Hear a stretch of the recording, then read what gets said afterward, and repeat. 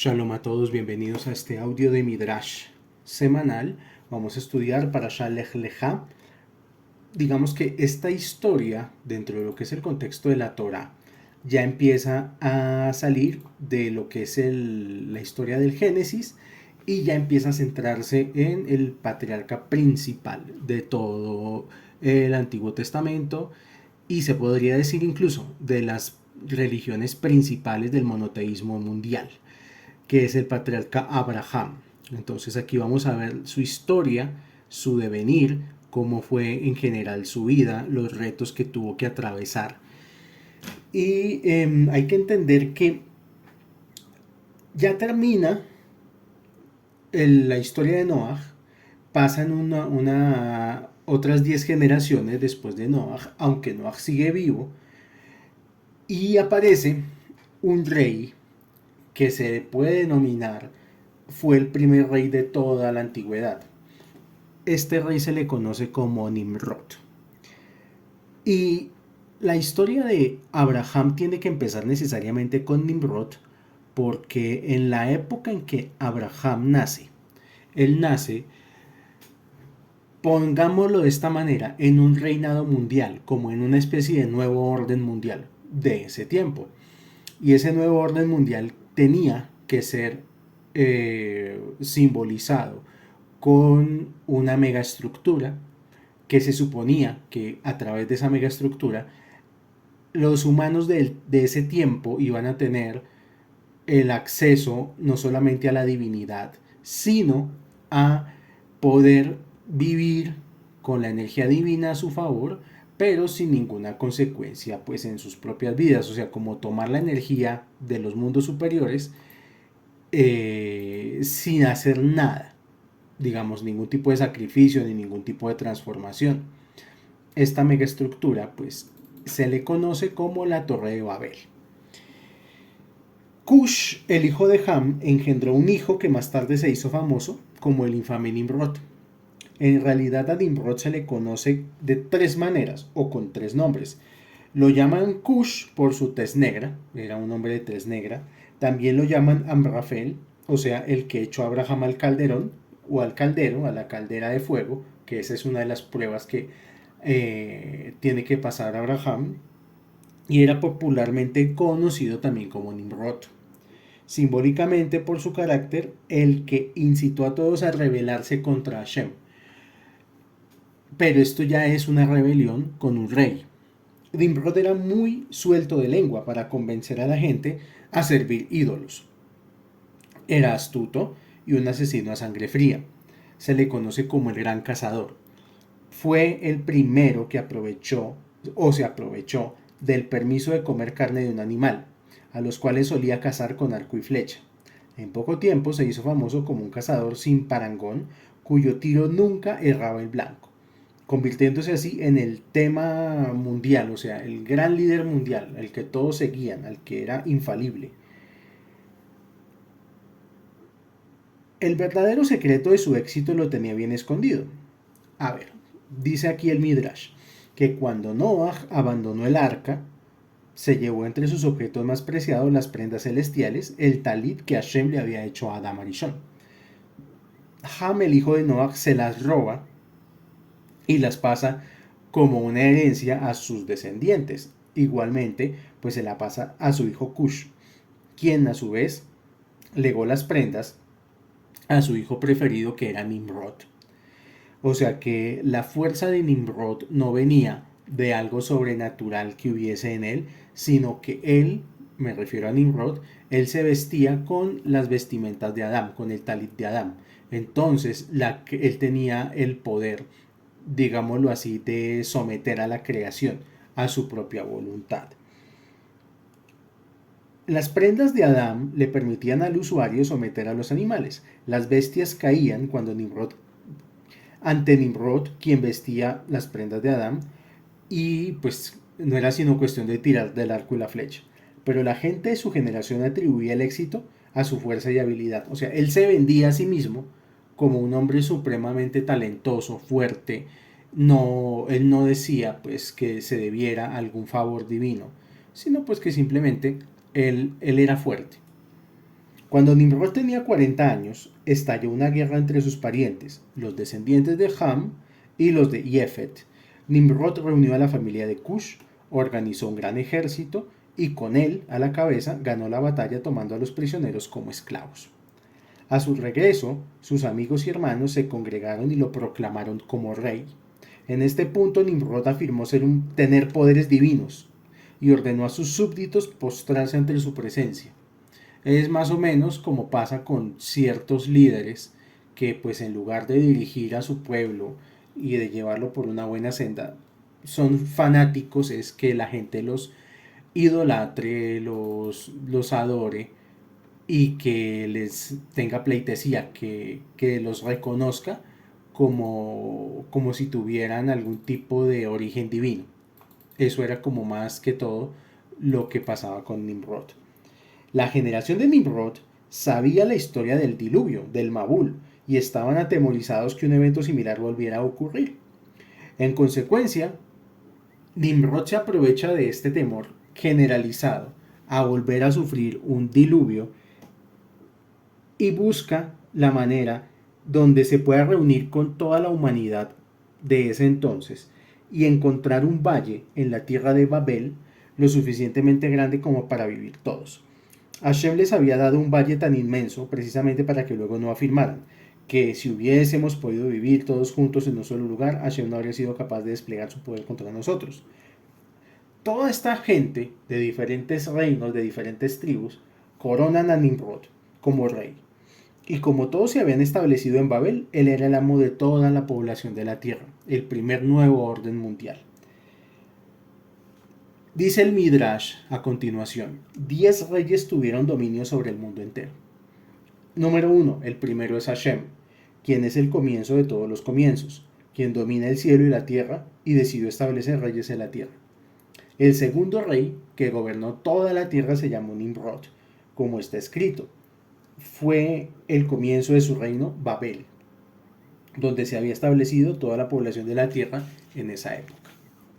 El tercero fue Yosef, como está escrito en Shemot, y de toda la tierra vinieron a Egipto.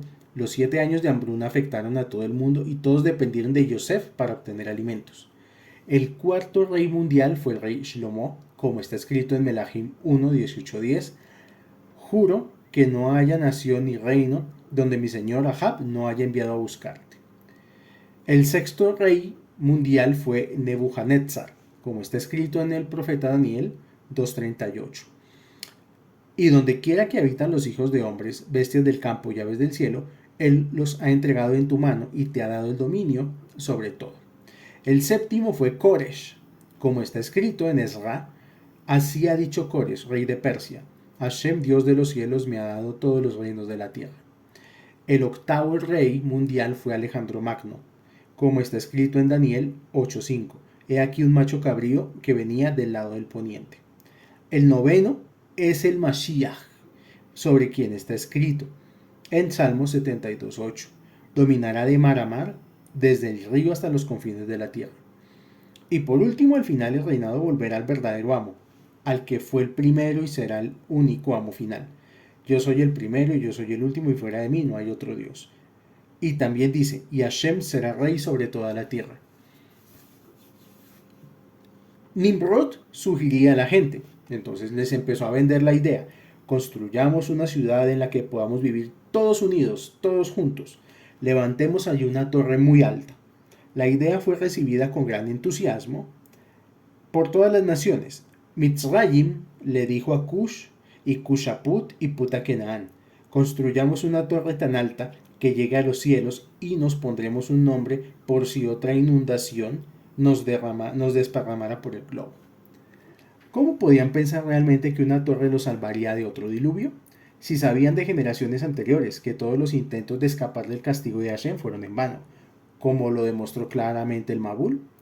No sabían ni entendían porque estaban cerrados sus ojos para no ver y su corazón para no entender. Entonces lo que estamos viendo es una sociedad en ese entonces completamente idólatra e ignorante. Tenemos que entender también que Hashem todavía no se presentaba formalmente ante el mundo, o sea, no había tenido una manifestación, por así decirlo, eh, clara a nivel general. La forma en la cual Hashem se presenta formalmente a todas las personas, a todo un pueblo y a todos los demás pueblos es en la época de Moshe Rabenu, pero antes no. Antes él hablaba, si es que acaso, con algunos muy selectos, como por ejemplo Noah y como va a ser Abraham. Era una sociedad que todos tenían un pensamiento uniforme y todos se cubrían con una misma bandera. Y lo que dijera el rey de ese entonces, pues eso era lo que se hacía.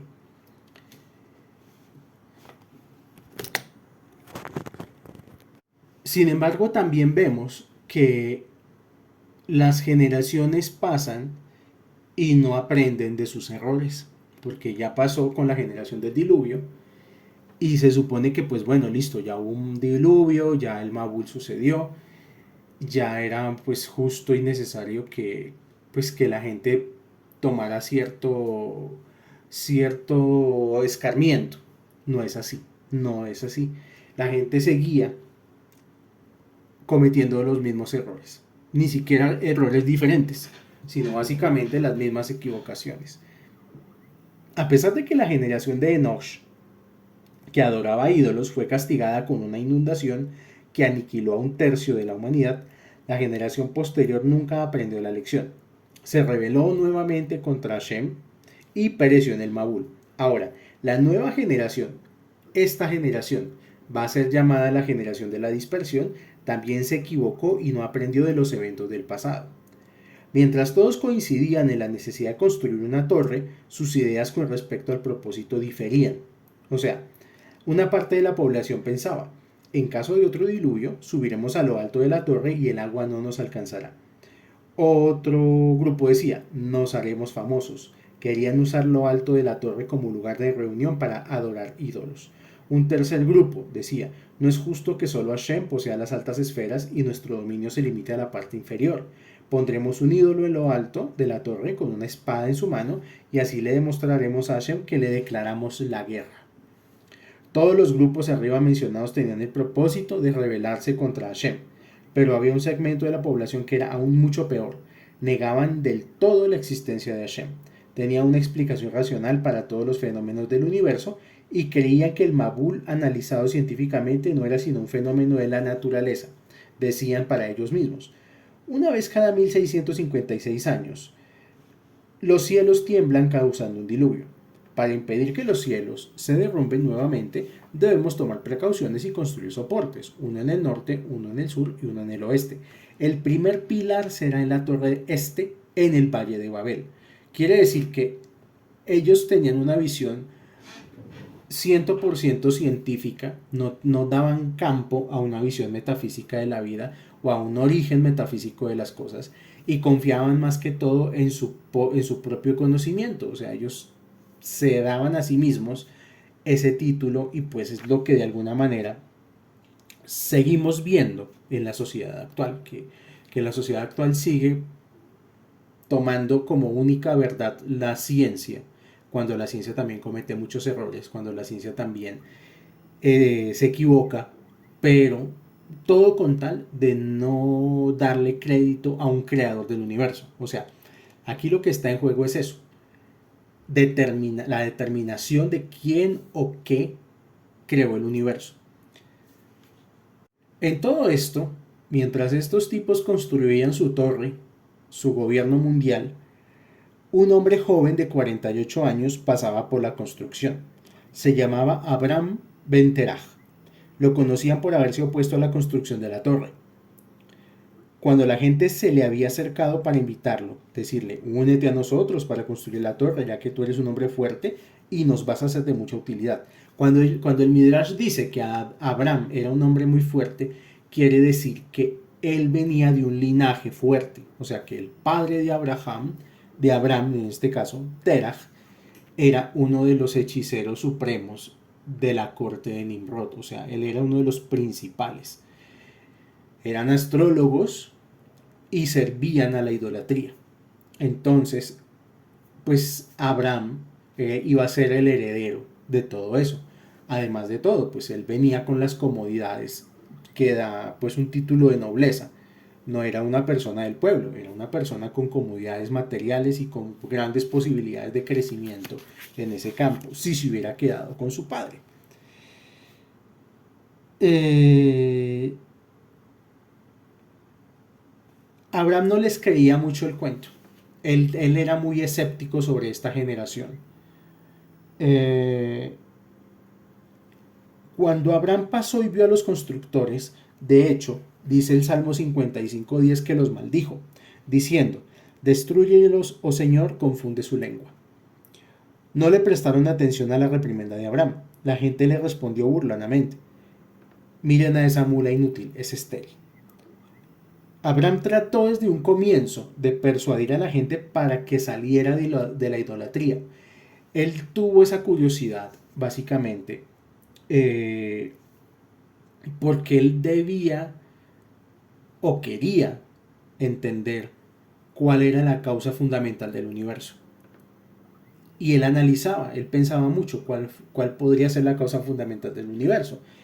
Él fue de los primeros en pensar que esto no fue creado por casualidad, como dicen muchos científicos, que el universo es casual y que todo es casualidad y que estamos aquí simplemente por la casualidad de un destino. Pero además de Abraham, otras tres personas no intervinieron en la construcción de la Torre de Babel. Noah, su hijo Shem y su nieto Eber.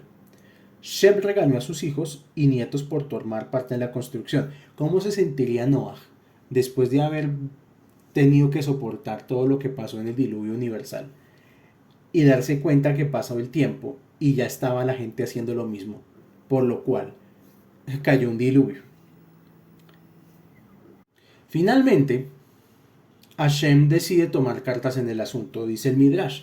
Le va a poner fin a la construcción de la Torre de Babel y va a dispersar a toda esta gente. Hashem descendió junto a 70 ángeles y juzgó a la generación. Hashem decidió, les daré una última oportunidad para hacer teshuvah.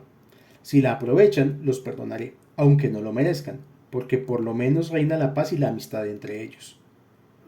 Dado que la generación no hizo teshuvah, recibió su merecido. Cada segmento de la población recibió un castigo proporcional a la gravedad del pecado cometido. El grupo que dijo, subamos a lo alto de la torre para estar a salvo del otro diluvio, fue dispersado por todo el globo. Cada uno fue devuelto a la región a la que había pertenecido antes de establecerse en el Valle de Babel. Aquellos que dijeron, construyamos la torre para hacerle la guerra a Hashem, se transformaron en monos, espíritus y demonios. Aquellos que quisieron que la torre fuera un centro de idolatría fueron castigados a través de la confusión de idiomas. Hashem dijo, este proyecto perverso pudo ser diagramado únicamente por gente que hablaba un mismo idioma. De ahora en adelante estarán divididos porque carecerán de un idioma común. En vez de comunicarse como antes en la lengua hebrea, en el Adon Kodesh, la gente se encontró de repente hablando 70 idiomas diferentes. Y pues obviamente, la confusión fue inmediata. Cuando uno se dirigía a sus amigos, sus palabras eran ininteligibles para los demás. Uno decía dame agua, el otro en vez de agua le tiraba tierra. Uno decía dame una soga, el otro tomaba un serrucho y así se formó una tremenda pelea y un tumulto. Tomaron sus espadas y comenzaron a matar a sus amigos. La mitad de la humanidad se mató entre sí a punta de espada. ¿Cuál fue el final de la Torre de Babel? El tercio más bajo se lo tragó la tierra, el tercio más alto se incendió y el tercio del medio permaneció en el suelo. Para tener una noción de la enorme altura de esta torre, debemos mencionar que aún la parte que quedó después de la destrucción era tan alta que si alguien ascendía veía las palmeras de abajo como minúsculas langostas y tan pequeñas parecían desde arriba. O sea que realmente el proyecto de la Torre de Babel pues fue en firme y alcanzó a llegar a un gran avance. El caso fue que fracasó la Torre de Babel, fracasó el gobierno mundial de ese entonces y pues el mundo tenía que seguir su curso. El rey Nimrod vivía pues asesorado por brujos, básicamente. Dice aquí el Midrash que le anunciaron a Nimrod que un gran peligro amenazaba su trono, que iba a nacer un niño y que las estrellas mostraban que nacería en ese mismo reino y que negaría la divinidad de Nimrod y vencería a su reino, o sea, lo vencería a él. Nimrod se dirigió a sus ministros. ¿Qué medidas me sugieren tomar? Respondieron rápidamente. Ordena que todos los varones recién nacidos sean aniquilados. Este es un buen consejo. Programen una reunión de arquitectos y ordénenles diseñar casas especiales para confinar allí a toda mujer que vaya a tener familia. Luego nos aseguraremos de que solo a los recién nacidos de sexo femenino se les perdone la vida. Resulta que el hijo que iba a amenazar el trono de Nimrod era el hijo de uno de sus mayores asesores, el hijo de Terah. En un principio Nimrod no desconfió de Terah. O sea, Nimrod no pensó que por su genealogía iba a venir este hijo o este niño que era un peligro para él. Lo tomaba como uno de sus ministros más confiables. Sin embargo, una mañana, después de haber asesinado a más de 700,000 niños, los astrólogos de Nimrod solicitaron una nueva audiencia. Dicen, el peligro está aún presente, oh rey. Hemos observado una estrella encima de la casa de Terah, surcando el firmamento en todas las direcciones y devorando 4 estrellas en el este, en el oeste, en el norte y en el sur. Esto señala claramente al varón recién nacido de Terah, quién es el que va a conquistar a tu reino. Ordenan a Terah entregar a su recién nacido. Le compensaré su pérdida con un tesoro valioso en oro y plata. Los mensajeros se apresuraron hacia la casa de Terah y le exigieron el niño. Entrega a tu hijo en nombre del rey Nimrod, le ordenaron. No les daré mi hijo, respondió. El rey te ofrece un tesoro en oro y plata a cambio. Terah se rió despectivamente. Vayan y digan a su amo, le dicen al caballo, te cortaremos la cabeza y recibirás a cambio un vagón de heno. Tontos, contestó el caballo, si me decapitan, ¿quién comerá del heno? Si matan a mi hijo, ¿quién heredará mi oro y mi plata? Los mensajeros se fueron, pero Terah no se quedó tranquilo. Apúrate, le ordenó a su esposa Amtalai. Envuelve al niño y escóndelo en una cueva, lejos de la casa. Estoy seguro que pronto regresarán. Y así fue. Poco tiempo después, los delegados del rey golpearon a su puerta, pero Terah ya estaba preparado. Les dio el hijo de su fiel sirviente en su lugar. ¿Y cuál fue el destino del pequeño Abraham? Su primera gran prueba. Se crió en una cueva, lejos del mundo cruel que lo circundaba. Con su mente fenomenal reconoció a su creador desde que tuvo 3 años. Habiendo llegado a esta conclusión, observando y razonando, quizás debería adorar a la tierra, pensó, porque es debido a lo que ella produce que nos mantenemos. Pero en realidad la tierra no es todopoderosa, porque depende del cielo para la lluvia. ¿Debo entonces inclinarme ante el firmamento? El poder que domina el firmamento es, por cierto, el sol que mantiene el mundo con vida por su calor y su luz. El sol debe ser el Dios poderoso que me creó a mí y a todo el universo que me rodea. Y así sucesivamente, Abraham se cuestionaba todo, se cuestionaba su vida, se cuestionaba su existencia y cuestionaba la existencia de todo. Como resultado, Abraham se rebela contra las creencias de su época. El negocio de Terah era la venta de ídolos. Él era astrólogo, pero su fuerte era vender ídolos. Y el joven Abraham hacía todo lo posible para convencer a la gente que no los comprara. Una vez su papá se tuvo que ir de viaje y dejó a Abraham a cargo de la tienda. Las instrucciones para el hijo eran: cuanto más grande es el ídolo, mayor precio debes cobrar. Si entra una persona importante, ofrécele un ídolo grande. A un cliente de menor importancia, ofrécele un ídolo chico. Terah se fue. Un hombre de aspecto imponente entró a la tienda.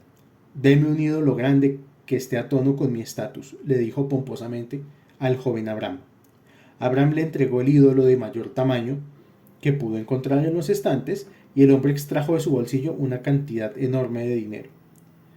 Pero entonces Abraham le empezó a preguntar: ¿cuántos años tiene usted? El comprador le dijo: tengo 50 años. ¿Y no tiene vergüenza de adorar a un Dios que tiene solamente un día de vida?, le preguntó Abraham. Mi padre lo terminó de hacer ayer. Perturbado, el hombre metió el dinero en su bolsillo y se fue. Luego vino una ancianita a la tienda y le dijo a Abraham que la noche anterior habían entrado ladrones a su casa y que le habían robado sus dioses.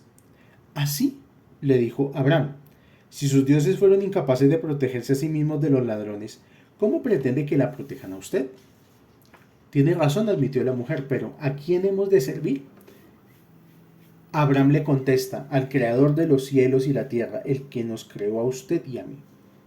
Y la mujer se fue sin comprar ningún dios. Otra mujer llegó con un recipiente lleno de harina para ofrecérselo a los dioses. Abraham tomó un hacha y rompió todos los ídolos excepto el de mayor tamaño. Colocó el hacha apoyado contra el ídolo grande. Cuando Tera regresó y vio todo en ruinas, se puso furioso. Dijo, ¿qué pasó aquí? ¿Por qué he de ocultarte la verdad? Contestó Abraham. Mientras tú estabas fuera, padre mío, una mujer trajo harina para ofrecerla a los dioses. Cada uno quería ser el primero en recibirla. El grande recibió insultos y entonces tomó un hacha y rompió a todos los demás. ¿Qué tontería es esa? Gritó Tera. Tú sabes perfectamente que ellos ni hablan ni se mueven. ¿Así? Le respondió Abraham. Te pido que pienses en lo que acabas de admitir. ¿Por qué sirves entonces a esos ídolos que no se mueven, ni hablan, ni ven? De esta manera, poco a poco, el nombre de Abraham fue tomando mucha notoriedad y fue empezando a llamar la atención de Nimrod. Esta fue la primera prueba de Abraham. Salir airoso de su primer prueba, afijando su atención en reconocer a su creador y habiendo rechazado la idolatría. Nimrod ordenó a sus soldados que trajeran a Abraham al palacio. Los oficiales del rey lo arrestaron y lo llevaron ante Nimrod. Nimrod estaba sentado en lo alto de su trono, el cual era una creación artística situada en la parte superior de una torre en forma de espiral, compuesta de 7 diferentes materiales. El que se acercaba debía postrarse ante este rey. Abraham fue llevado ante el rey, pero se mantuvo de pie. ¿Eres Abraham, hijo de Terah? Sí, soy yo. Entonces eres el traidor que tuvo la osadía de quemar mis dioses. ¿No sabes tú que yo soy el amo de toda la creación? El sol, la luna y las estrellas me obedecen. Perdón, dijo Abraham, eso es una novedad para mí. Permítame hacerle una petición y creeré en usted. Nimrod le dice, presenta tu petición. Le dijo a Abraham, el sol sale todos los días por el este y se pone por el oeste. Usted va a ordenar que mañana salga por el oeste y se ponga por el este. Todos los ministros y los nobles observaban expectantes al rey, pero Nimrod estaba sorprendentemente silencioso.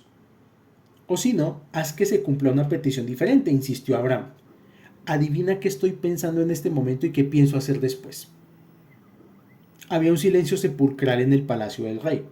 Todos los ojos se volvieron para mirar a este joven que tuvo el coraje de desafiar al rey. Nimrod estaba estupefacto. Nadie había osado jamás hablar de esta manera en su presencia. No se asombre tanto, dijo Abraham, usted no es Dios, usted es descendiente de Cush, y si lo niega, ¿cómo es que no fue capaz de salvar a su propio padre de la muerte? La verdad es que así como no pudo salvar a su padre de la muerte, tampoco se podrá salvar a usted mismo. Usted no es un ser inmortal. Abraham elevó su vista al cielo y exclamó, Hashem, mira a los malvados y júzgalos. A esta altura, Nimrod se había compuesto. Soldados, encarcelamiento inmediato al rebelde. Los soldados se abalanzaron, encadenaron a Abraham y se lo llevaron. De esta manera, Abraham fue arrojado al calabozo y lo mantuvieron en prisión durante 10 largos años. Luego de esto, de pasar 10 años en prisión por defender al único creador del universo, viene la siguiente de las 10 pruebas que tuvo que soportar Abraham. El caldero de Ur-Kasdim. Después de 10 años, Abraham fue llevado nuevamente ante Nimrod para ser juzgado. Nimrod todavía esperaba convencerlo de adorarlo a él y a sus dioses. Adoremos al fuego, le sugirió Abraham. Está obvio que el fuego es más poderoso que cualquier otra sustancia. Sí, es así, replicó Abraham. Adoremos mejor al agua que tiene el poder de apagar el fuego. Entonces le dijo Nimrod, bueno, listo, inclinémonos ante el agua. Le dice Abraham, pero las nubes son superiores al agua porque la contienen. Bueno, entonces adoremos las nubes. Sin embargo, el viento dispersa las nubes, entonces debe ser superior. Tienes razón, oremos al viento. No, un ser humano es más poderoso que el viento porque está lleno de aire a pesar de sus aberturas corporales. Nimrod se salió de sus casillas. Veo que lo que quieres hacer es tomarme el pelo nuevamente, exclamó. Adoro al fuego y haré que te arrojen al fuego. Pronto veremos si tu Dios es más poderoso que los míos. El caso es que Nimrod ordena a sus funcionarios preparar un horno a 1000 grados centígrados en Ur-Kasdim para este acto de fe. Los funcionarios del rey proclamaron: quemaremos a un traidor. Se aceptarán contribuciones de madera para la fogata dentro de los próximos 40 días. Las contribuciones fueron muy generosas. Abraham decidió permanecer de pie y encadenado durante 3 días, mientras los esclavos de Nimrod apilaban madera a su alrededor hasta una altura de 5 amot. Aproximadamente son como 2.5 metros de madera. Al tercer día los esclavos ajustaron aún más las cadenas de las manos y los pies de Abraham. Cuando se enteraron todos que un traidor iba a ser quemado, se congregó toda la multitud. Las mujeres y los niños se paraban sobre los techos para presenciar este acontecimiento. Amtalai, la madre de Abraham, se acercó a besar a su hijo. Inclínate ante Nimrod, hijo, aunque sea una vez, le rogó, y te salvarás de las llamas. Nunca abandonaré a Hashem, madre. Estaban presentes los representantes de todas las naciones del mundo. Le decían a Abraham: esta es tu última oportunidad. ¿De qué lado estás? Estoy del lado de Hashem, amo del universo. Los esclavos de Nimrod lo tomaron y lo lanzaron sobre las llamas ardientes. En este momento el ángel Gabriel le rogó a Hashem: permíteme extinguir las llamas y salvar a este sadik del calderón. Hashem le responde: no hay nadie en el cielo como yo y no hay nadie en la tierra como Abraham. Yo mismo voy a descender y salvarlo del fuego. Hashem personalmente ordenó a las llamas no dañar a Abraham. O sea que lo que pasó cuando metieron a Abraham en este horno fue que la madera del horno se transformó en ramas cargadas de frutas que alimentaban a Abraham. Permaneció con vida en el horno durante 3 días y 3 noches. Entonces los esclavos de Nimrod, luego de semejante quemazón, abrieron la puerta y se dieron cuenta que Abraham se desplazaba en medio del fuego como si estuviera en un jardín de un palacio, y los ángeles le hacían compañía. Únicamente las cuerdas con las que lo habían atado estaban quemadas. Los sirvientes de Nimrod no podían creer lo que veían. Inmediatamente se enviaron mensajeros al rey Nimrod, quien consternado vino a constatarlo por sí mismo. La puerta del horno estaba abierta y allí estaba Abraham vivo en medio del fuego ardiente. Nimrod quedó temblando. Sáquenlo de ahí, ordenó. Los esclavos trataron de acercarse para sacar a Abraham, pero cada vez que lo querían tomar, las llamas se abalanzaban sobre ellos. ¿Por qué demoran tanto?, gritó el rey. Los esclavos intimidados trataron una vez más. Las llamas se abalanzaron y los quemaron vivos. Luego un ángel de Hashem le dijo a Abraham: Abraham, servidor de Dios, vete del horno. Abraham salió del horno ante la mirada de todos. ¿Cómo es posible que estés vivo todavía?, preguntó Nimrod con voz temblorosa. El Dios que creó el cielo y la tierra, del que tú te burlaste, me salvó de la muerte, exclamó Abraham. Nimrod se inclinó ante Abraham y todos los ministros siguieron su ejemplo. No se inclinen ante mí, dijo Abraham, sino que deben inclinarse ante Dios viviente, creador del universo. Vamos a dejar ahí esta parte de la historia para pasar a la porción del Lech Lejá. En la porción del Lech Lejá viene la tercera de las 10 pruebas de Abraham. Se le ordena dejar su tierra y viajar con destino desconocido. En la porción del Lech Lejá, Abraham y Sarai dedicaron sus vidas prácticamente por entero al servicio de Hashem. Abraham convencía a los hombres de servir a Hashem y Sarai a las mujeres. Abraham tenía ahora, en este momento, 75 años.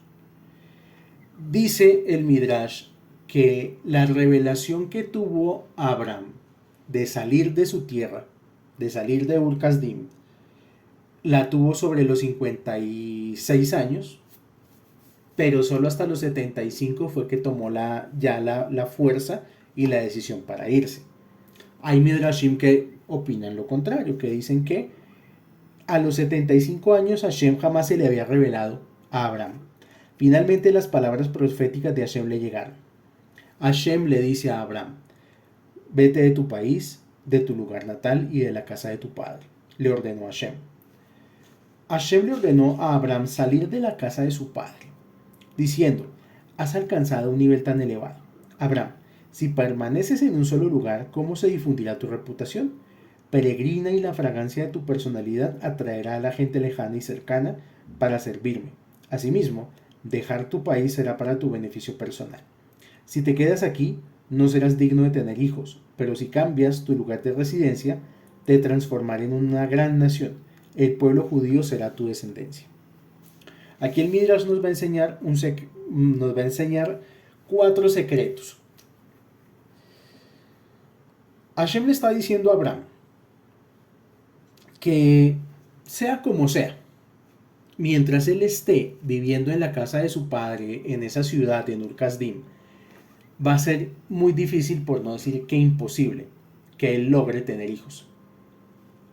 O sea que parte de la razón por la cual Hashem le pide a Abraham que salga de Ur Kasdim es para cambiar el masal de Abraham. Abraham no podía tener hijos, era un hombre estéril, igualmente Sara.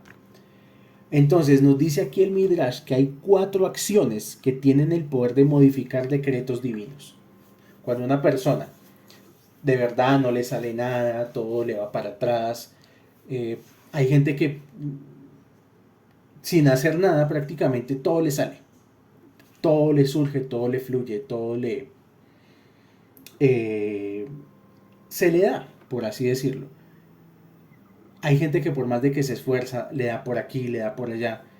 Muchas veces es muy poco el fruto, o a veces ninguno, el fruto de lo que recogen respecto a sus acciones. Aquí nos dice que hay 4 acciones que tienen el poder de modificar esos decretos divinos. Acción número 1, la caridad, darse de acá. Acción número 2, rezar, hacer tefilá. Acción número 3, el arrepentimiento y mejorar las acciones personales, o sea, la teshuvá. La 4ª acción, el shinui shem, cambiar de nombre. Muchas veces, cuando uno digamos, vamos a decirlo en términos muy coloquiales, cuando una persona tiene mucha saladera, que está, mejor dicho, mal en todo sentido, que nada le sale, que en nada prospera, una cosa que puede estar pasando es que el nombre sea lo que lo esté bloqueando, porque antes de llamarse Abraham, se llamó Abraham.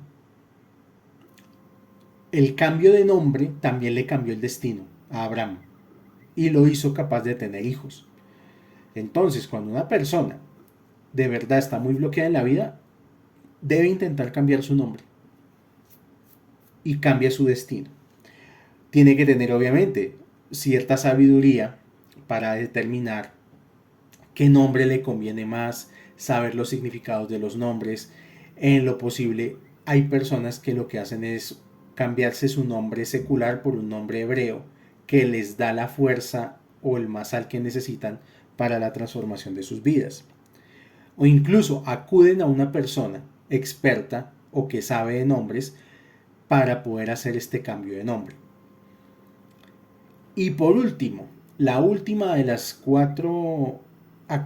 5 acciones, que aquí el Midrash me engañó porque me dijo 4, que son 5. Sedaká, dar caridad. 1. Rezar. 2. Teshuvá. 3. Shinui Shem. 4. La 5ª, Shinui Hamakom. El Shinui Hamakom es cambiar de residencia. O sea, cuando a uno no le va bien en un lugar, debe irse de ese lugar, debe cambiar su residencia. Y otra de las cosas que uno aprende con el Midrash es que, por ejemplo, Abraham, por más de que tenía toda la conexión con Hashem, ya tenía acumulado conocimiento divino, él en el fondo no era feliz. No era feliz por la razón de que él estaba sometido, pues de todas maneras, a la cultura y a las tradiciones de su casa y del lugar donde vivía. Tal vez muchas personas entienden esto cuando, por ejemplo, intentan entrar al judaísmo y resulta que son el único de la casa que hace esto, y todos los otros miembros de la casa comen cerdo, prenden televisor en Shabbat, trabajan en Shabbat, no les interesa la religión y para muchas personas es muy difícil intentar guardar así pues las mismas de la Torah. Muchas personas muy valientemente lo intentan y a les va bien, sí, pero lo que quiero decir es que a veces el entorno no es el propicio y muchas veces eh, una persona que se queda mucho tiempo viviendo en la casa de sus padres se queda bajo las reglas de su casa y bajo las reglas de sus padres. Hay que entender que ningún padre, ninguna madre es malo por sí mismo. Pero sí lo que pasa es que todo padre tiende a ser dominante con sus hijos. Todo padre tiende a imponerle a sus hijos.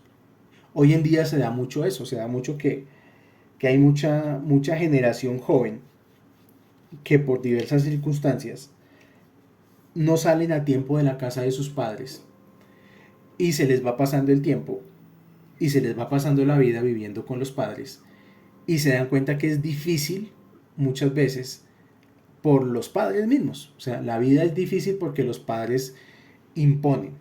Los padres siempre tendrán la opinión de que en mi casa son mis reglas.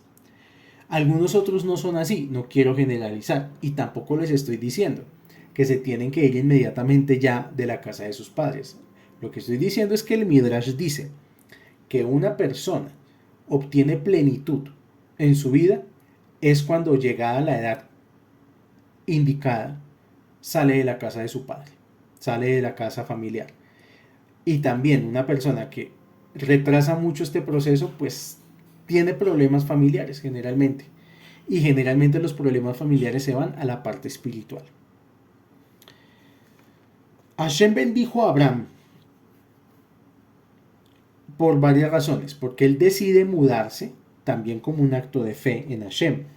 Mudarse a un lugar extraño ayuda a anular decretos divinos, pues el corazón del hombre se vuelve más humilde cuando se va de su hogar. Hashem bendijo a Abraham: te daré riquezas y te daré el poder de bendecir a quien quieras. Engrandeceré tu nombre en todo el mundo. Bendeciré a los que te bendigan y al que te maldiga lo maldeciré. Todas las familias de la tierra serán bendecidas por tu causa. Por ti y tu descendencia caerá lluvia y rocío sobre todo el mundo. Es decir, que cuando uno sale de su zona de confort y cuando uno se aventura, porque es que a veces la vida es eso, tomar decisiones que generan incertidumbre. Uno generalmente quiere decisiones como que uno vaya a la fija.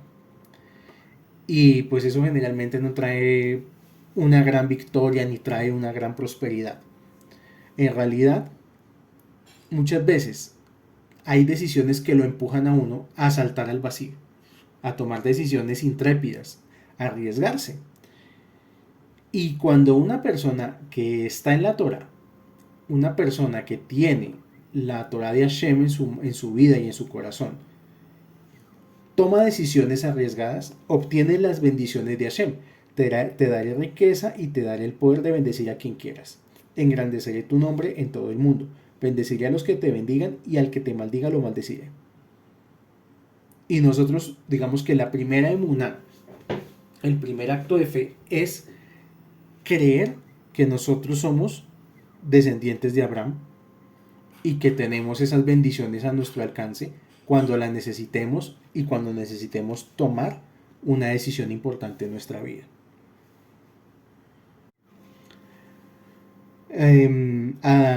Abraham toma la decisión, se va con su esposa y pasa la prueba exitosamente. No preguntó ni una sola vez cuánto durará el viaje, qué lugares has pensado para mí.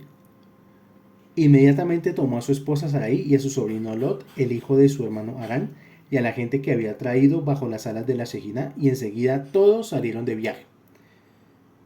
La partida de un hombre tan eminente como Abraham no podía pasar inadvertida.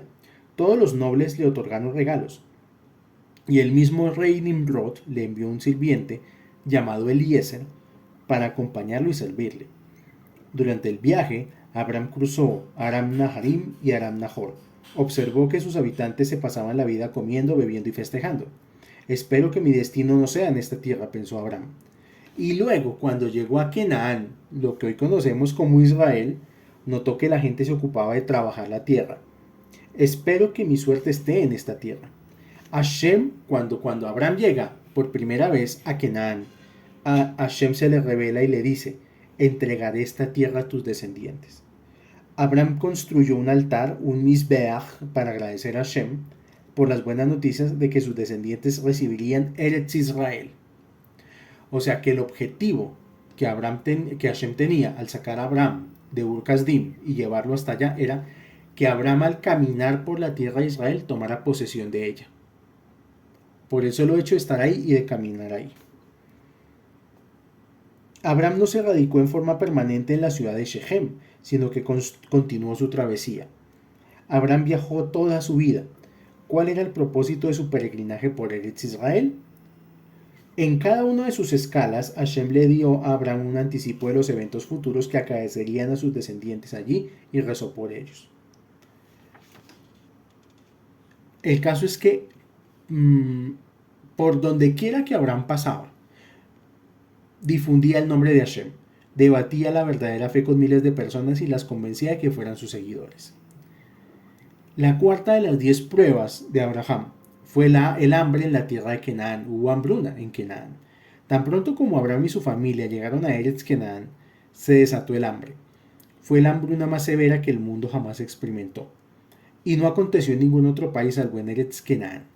El hambre fue una prueba para verificar si Abraham se rebelaría contra el Todopoderoso por sufrir esta calamidad.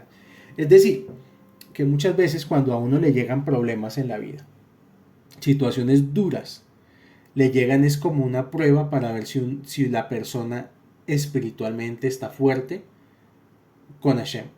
Porque hay personas que de pronto, mientras las cosas están bien, pues son súper fieles, están bien, tienen mucha emuná, cumplen misbot, etc.